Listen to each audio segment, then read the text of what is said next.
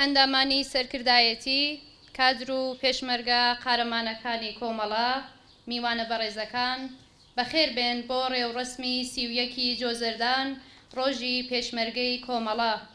سەرەتای ڕێوڕسمەکەمان بە سرودی بانگەواز سرودی ڕسمی کۆمەڵە دەست پێ دەکەین.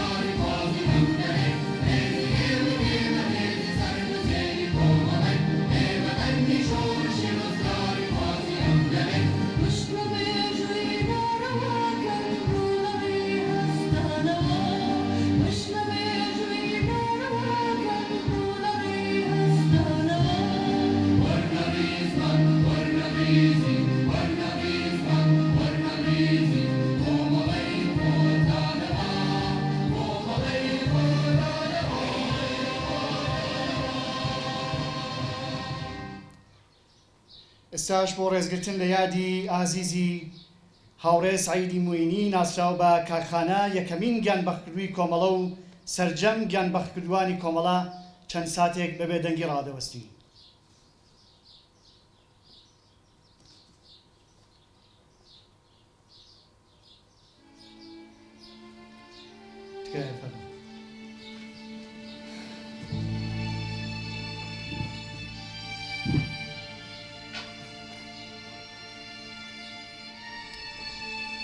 هاوڕێ سعیدی موعینی ناسراو بە خانە ساڵی 1329 هەتاوی لە شاری مەهاباد چاوی بەژین هەڵێنا. هاوڕێخانە بەهۆی سیاسی بوونی بنەماڵەکەی هەر لە دەورانی دەبیرستاندا لەگەڵ مەسایلی سیاسی ئاشنایی پەیدا کرد و پاش بەشداریکردنی لە کۆنکوری زانستگا لە بەشی ئامار لە زانکۆی تاران وەرگیرا. ساڵی 1348 هەتاوی لە تاران لەگەڵ هاوڕێیانی کۆمەڵە ئاشنایی پەیدا کرد و بە شێوەی نەهێنی لە ڕیزی ڕێکخراوەی کۆمەڵەدا درێژەی بە چالاکی سیاسیدا. ساڵی 1354 هەتاوی لەلایەن کاربەدەستانی ساواکەوە دەست بەسەر دەکرێ و لە ماوەی زیاتر لە 18 مانگ لە ژێر ئەشکەنجەدا خۆڕاگریەکی کەموێنەی نیشاندا و لە خەرمانانی 1356 هەتاویدا لە زیندان ئازاد دەبێ و دیسان خەباتی شۆڕشگێڕانەی درێژە پێدەدا. ساڵی 1356 هەتاوی کۆمەڵە کاکخانەی بۆ کارێکی ڕێکخراوەیی ڕەوانەی کوردستانی باشوور کرد. ڕۆژی 31 جۆزەردانی ساڵی 1357 هەتاوی کاکخانە و چەند پێشمەرگەیەکی یەکێتی نیشتیمانی کوردستان لە شەڕێکی قارەمانانەدا بەرامبەر بە هێزەکانی ڕژیمی بەعس لە ئاوایی دەرێ لە ناوچەی ماوت گیانیان بەخت کرد. هاوڕێ سعیدی موعینی ناسراو بە خانە یەکەمین پێشمەرگەی کۆمەڵە و یەکەمین گیانبەختکردووی کۆمەڵەیە کە دواتر 31 جۆزەردان ڕۆژی گیانبەختکردنی ئەم تێکۆشەرە بە ڕۆژی پێشمەرگەی کۆمەڵە ناودێرکرا. یادی کاکخانە و سەرجەم گیانبەختکردوانی کۆمەڵە بەرز و بەڕێز و ڕێگایان پڕێبوار. ئێستاش لەم بەشە لە ڕێوڕسمەکە داوا لە هاوڕێ ڕەفیقی سێنپەناهی ئەندامی کمیتەی ناوەندی کۆمەڵەیەکەین کە پەیامی کمیتەی ناوەندی بە بۆنەی 31 جۆزەردان ڕۆژی پێشمەرگەی کۆمەڵەمان پێشکەش بکات. تکایە هاوڕێ ڕەفیق. ئێوارەتان باش. پەیامی کمیتەی ناوەندی کۆمەڵە بە بۆنەی 31 جۆزەردان ڕۆژی پێشمەرگەی کۆمەڵەوە. پێشمەرگەدیرینەکانی کۆمەڵە و پێشمەرگەکانی نەوەی نوێ کەم ئەندامانی سەنگەر و بنەماڵەی سەربەرزی گیانبەخت کردوانی کۆمەڵە. کۆمەڵانی خەڵکی تێکۆشەری کوردستان لە ڕۆژی پێشمەرگەی کۆمەڵەدا پڕ بەدڵ پیرۆزباییتان لێ دەکەین. پێشمەرگە و پێشمەرگایەتی بێگومان یەکێک لە فاکتەرە گرنگەکانی بەرگری لە کیانی نەتەوەیی گەلی کوردە و هەر بۆیەش وشەی پێشمەرگە لە هەناوی خەڵکی کوردستاندا هەردەم هێمایەکی خۆشەویست و ئومیدبەخشە. لە ماوەی نزیک بە 40 ساڵ خەباتی پێشمەرگانەی کۆمەڵە، پێشمەرگەی کۆمەڵە سیمبولی ڕاستگۆیی، فیداکاری و خۆشەویستی و قارەمانیەتی و سەرمەشقی شۆڕژگێڕانی کوردستان بووە. مێژووی 40 ساڵەی خەباتی ئەو هێزە سەلمێنەری ئەم ڕاستیەیە. لە 31 جۆزەردانی ساڵی 1357 هەتاوی سعیدی معینی ناسراو بەخانە شان بەشانی پێشمەرگەکانی یەکێتی نیشتمانی کوردستان لە شەڕێکی نابەرابەردا لەگەڵ هێزەکانی ڕژیمی دیکتاتۆری بەعسی عێراق گیانی ئازیزی بەخت کرد و بوو بە سەرقافڵەی کاروانی شەهیدانی کۆمەڵە. گیان بەختکردنی پێشمەرگەیەکی کۆمەڵە لە سەنگەری بەرگری لە پارچەیەکی تر لە کوردستان بوو بە ڕەمزێک بۆ ناساندن و پێناسەکردنی ئەرک و بەرپرسایەتی پێشمەرگەی کۆمەڵە. چەند مانگ پاش ئەم ڕووداوە و دوای ڕۆخانی دەسەڵاتی پاشایەتی لە ئێران و ئاشکرابوونی چالاکیە نهێنیەکانی کۆمەڵە و پێکهێنانی هێزی پێشمەرگەی کۆمەڵە، 31 جۆزەردان وەکو ڕۆژی پێشمەرگەی کۆمەڵە ناودێر کرا و لەو کاتەوە جەماوەر و کۆمەڵانی خەڵک لە سەرجەم ناوچەکانی کوردستان بە سۆز و هەستێکی تایبەتیەوە ڕێز لەم ڕۆژە دەگرن.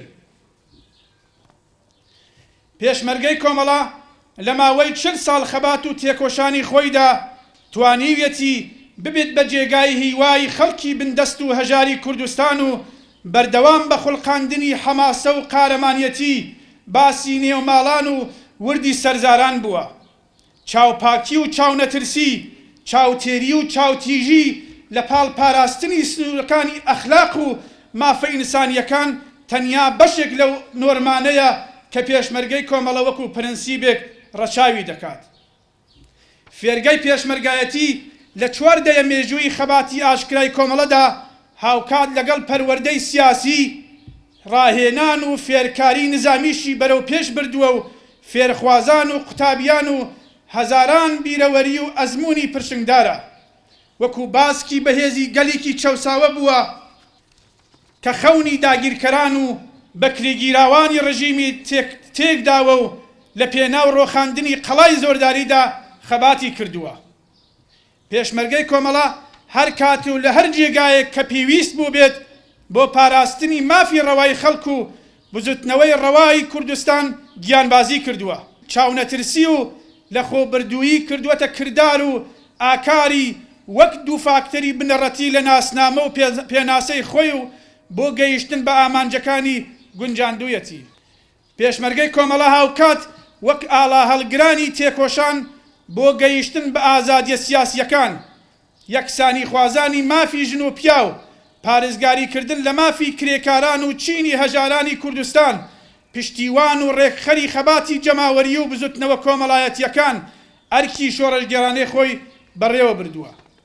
پێشمەرگەکانی کۆمەڵە لە هەموو سەنگەرەکانی خەبات تا چ لە شاخ، چ لە شار، چ لە زندان و هەتا دوایی دەوری چالاک و کاریگەریان نواندووە. پێشمەرگەی ژن ئەو دیاردە جوان و بەنرخەیە کە کۆمەڵە وەک دیاردەیەکی نوێ و لە پێناو یەکسانی خوازی و ڕزگاری نەتەوەیی پێشکەشی بزوتنەوەی ڕزگاری خوازانەی کوردستانی کردووە. هێزی پێشمەرگەی کۆمەڵە هێزێکی بەرهەق و کاریگەر بووە لە پانتایی خەباتی کوردستانی ڕۆژهەڵات و جەماوەری خەڵکیش پاڵپشتێکی گەورە و ورەبەخشی ئەم هێزە بوون و هەن. پێشمەرگەی کۆمەڵە ئەگەر چەک بەدەست لە بەرامبەر داگیرکەرانی گەلی کووردا قارەمانانە خۆڕاگری کردووە و بەگشت دوژمنی هاردا چووەتەوە، لە لایەکی دیکەوە چەکی بیر و باوەڕ و وشیارکردنەوەی لەشان کردووە و داکۆکی کەری ڕاستەقینەی ئاسایش و ئارامی کۆمەڵانی خەڵکی کوردستان بووە. ڕەفتار و ڕەوشی جوانی پێشمەرگەی کۆمەڵە هیچ کات کۆن نابێت و ئێستاکەش ڕەمزی شانازیە و بوو هەموو کچان و کوڕانی کوردستان. هاوڕێیان، کۆماری ئیسلامی بە درێژایی تەمەنی و ساڵ لە دوای ساڵ زیاتر شەرعیەت و ڕەوایی خۆی لەدەستاوە. کارامەیی نەماوە و لە بواری نێودەوڵەتیش هیچ دۆست و هاوپەیمانێکی بۆ خۆی نەهێشتووەتەوە. بۆیە هەموو ئاماژەکان بۆ ئەوەن کە بەرەو نەمان و لە ناوچوون هەنگاو دەنێت. لە بەرامبەر ئەمەدا بزوتنەوەی کوردستان و کۆمەڵن کە سەرەڕای هەموو تەنگ و چەڵەمەکان بەردەوام بەرەو ئاسوویکی ڕوون لە هەڵکشاندا بووە. خەت و گفتمانی ئێمە بەرینتر بووەتەوە و کۆمەلگای نێونەتەوەی زیاتر لە جاران سەرنجی داوەتە بزوتنەوە ڕەواکەمان. زیاتر لە 40 ساڵ خەباتی پێشمەرگانەی ئێمە لە چوارچێوەی مافی ڕەوای بەرەنگاری نەتەوەییدا سەرمێنەری خوێندنەوەیکی دروستە کە پاش 40 ساڵ کۆمەلگای نێونەتەوەیی قەناعەتی پێهێناوە. کۆماری ئیسلامی هێشتا هەڕەشەیەکی گەورەیە بوو سەر ناوچەکە و وڵاتانی دەورەبەر و تەناهی جیهانی خستوەتە مەترسیەوە بە تروریست ناساندنی سپای پاسداران و کارنامە و کردەوەکانی ئەم ڕێکخراوەیە ئەوەی بوو جیهان ڕوون کردەوەتەوە کە خەباتی پێشمەرگانەی ئێمە هەل لە سەرەتا و لە ناوەڕۆکی خۆیدا شەڕێک بە دژی ترۆر و تروریزم بووە. هەنووکە ڕەفتاری کۆماری ئیسلامی وای کردووە کە هەموو سناریۆ ئەگەرێک دەتوانێت بێتە ئاراوە بۆ لە ناوچوون و ڕۆخانی ئەم ڕژیمە. پێمان خۆشە کۆمەڵانی خەڵکی کوردستان دڵنیا بکەینەوە هەروەک پێشوو چلۆن چەک و هزر و بیر و پێنووسمان لە پێناو پاراستنی مافی ڕەوای خەڵکەکەمان هەڵسوڕاوە لە ئەگەری هەر ڕووداوێکە پێشمەرگەکانی کۆمەڵا گیان لەسەر دەست و خۆبەخشانە ئامادەن بۆ پاراستنی ماڵ و سامانی خەڵک و دەستکەوتەکانی بزوتنەوەی ڕەوای گەلەکەمان و دووپاتی دەکەینەوە کە 31 جۆزەردان ڕۆژی ڕێز لێنانە لەو ئەرکە بە نرخانەی کە پێشمەرگەی کۆمەڵا بەکردەوە هێناویانەتە سەر شانووی سیاسی و پێشمەرگانەی بزوتنەوەی ڕزگاری خوازانی گەلی کورد و هەر کات پێویستیش بێت ئامادەیە جارێکی دیکە نەخش و دەوری مێژوویی و گرنگی خۆی بگێڕێت. لاوانی شۆڕژگێڕ و کۆڵنەدەری کوردستانی ڕۆژهەڵات دڵنیاین کە هەموو لاوانی کوردستان لە ئاڵوگۆڕێکی سیاسی داهاتووی کوردستاندا وەک پێشمەرگەیەکی کۆمەڵا بۆ سەربەرزی و سەرکەوتنی ئامانجەکانی گەلی کورد و خەبات خەرکی ئازادیخوازی کوردستان لە چەشنی پێشمەرگەی کۆمەڵا بە ئامادەیی و سنگ فراوانیەوە دێنە مەیدانی خەبات و تێکۆشان لە دژی داگیرکەرانی کوردستان. بۆیە لێرەوە داواتان لێ دەکەین پەیوەست بن بە ڕێزەکانی پڕ لە شانازی هێزی پێشمەرگەی کۆمەڵە و ئاسوو و ئاوات و ئارەزوەکانتان لە نێو ئەم هێزەدا ببیننەوە. بێگومان بۆ خۆتان و بنەماڵە و مێژووی گەلەکەمان دەبنە ڕێنوین و بروسکەی ئیرادە و هەڵبژاردەتان دەبێتە چرای ڕوونکەرەوەی خەبات و تێکۆشان بۆ نەوەکانی داهاتوویش. جارێکی دیکە بە ناوی کومەیتەی ناوەندی کۆمەڵەوە سەرەتا یاد و ناوی کاکخانە و سەرجەم پێشمەرگە گیان بەخت کردوەکان بەرز ڕادەگرین و دوجار بە بۆنەی ئەم ڕۆژەوە کە دەرخەری ئیرادەی گەل و هێمای خۆراگری ڕۆڵەکانیەتی لە هەموو هاوسەنگەران و سەرجەم خەڵکی کوردستانی ڕۆژهەڵات پیرۆزبایی دەکەین. هەروەها داوا لە پێشمەرگە دیرینەکان دەکەین تاکو ئەزمموی کردەوەی خۆیان لەگەڵ وزەی نەسلی نوێ تێک ئاڵێن و خۆیان بۆ بارودۆخی نوێ ئامادە بکەن. کومەیتەی ناوەندی کۆمەڵەی شۆڕژگێڕی زەحمەتکێشانی کوردستانی ئێران 31 جۆزەردانی ساڵی 1398 هەتاوی. بەڕێزان هەروەکو ئاگادارن ئەوڕۆ پۆلێک لە کچان و کوڕانی خەباتکاری ڕۆژهەڵات لە 31 جۆزەرداندا پەیوەست دەبن بە هێزی پێشمەرگەی کۆمەڵەوە بە نێوی ئێوە و سەرجەم ڕەفیقەکانی کومەیتەی ناوەندیەوە پڕبەدڵ پیرۆزبایان لێ دەکەین و هیوادارین لە هەموو ئەرک و کاری پێشمەرگانە سەرکەوتوو بن. بەسپاسەوە.